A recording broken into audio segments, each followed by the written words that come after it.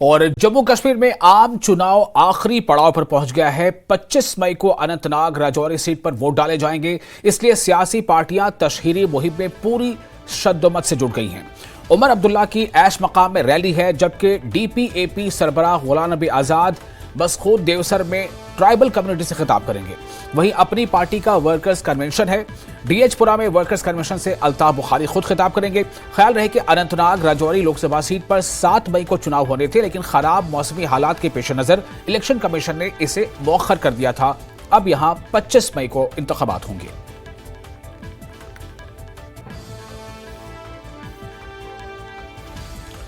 और लद्दाख लोकसभा सीट पर 20 मई को हुई पोलिंग फीसद के हवाले से ताज़ा अपडेट है। इलेक्शन कमीशन के मुताबिक लद्दाख पार्लिमानी हल्के पर मजमूई वोटिंग फीसद 71.82% दर्ज की गई है। जारी करदा अपडेट के मुताबिक लेह जिले में 67.14, जबकि करगिल जिले में 76.15% पोलिंग हुई है। लद्दाख में कांग्रेस के सेरिंग नामग्याल और बीजेपी के ताशी ग्यालसन के बीच सीधी टक्कर बताई जा रही है, जबकि इसमें एक तीसरा एंगल बन रहा है इंडिपेंडेंट उम्मीदवार हाजी हनीफा जान की वजह कर।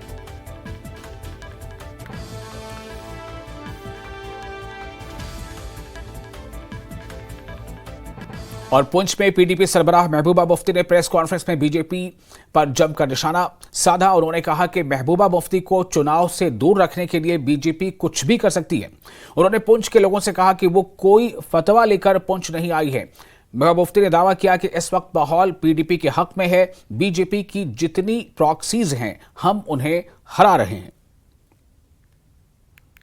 कंधे पे बंदूक रख के चलाना चाहती है, उनको मालूम है उनकी जमानत जब्त होनी है, मगर उसके बावजूद वो निकले हैं इस भरोसे पे कि कश्मीर में कोई ऐसा हादसा हो सकता है, कोई ऐसे वाकयात हो जाए कि वहाँ वोटिंग कम हो और यहाँ वोट डिवाइड हो जाए और महबूबा मुफ्ती किसी तरह से पार्लियामेंट में ना पहुँचे। उसके बारे में जनरल में ये भी कहना चाहती हूँ कि मुझे खदशे हैं।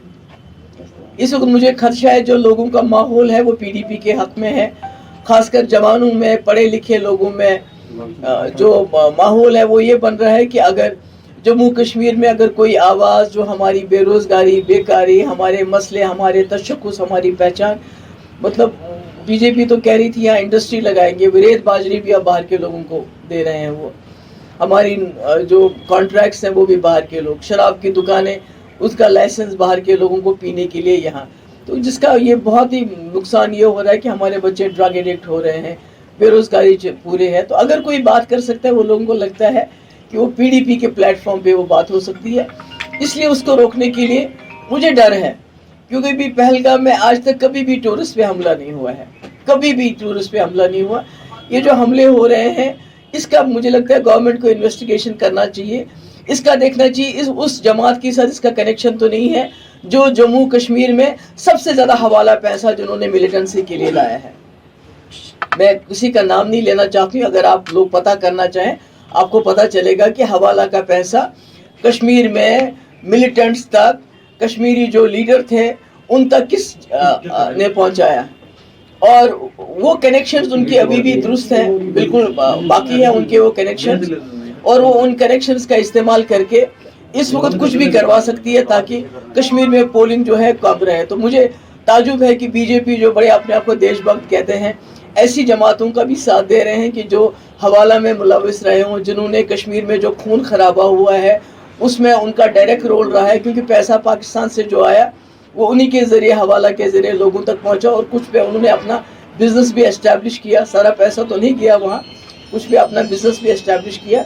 तो मेरी यही है कि गवर्नमेंट ऑफ इंडिया को सोचना चाहिए कि आज जो नौजवान निकल रहा है, बड़े शौक से निकल रहा है, वो वोट का इस्तेमाल करना चाहता है, पत्थर का इस्तेमाल नहीं करना चाहता है, बंदूक का इस्तेमाल नहीं करना चाहता है, तो इसको वो नाकाम ना होने दें।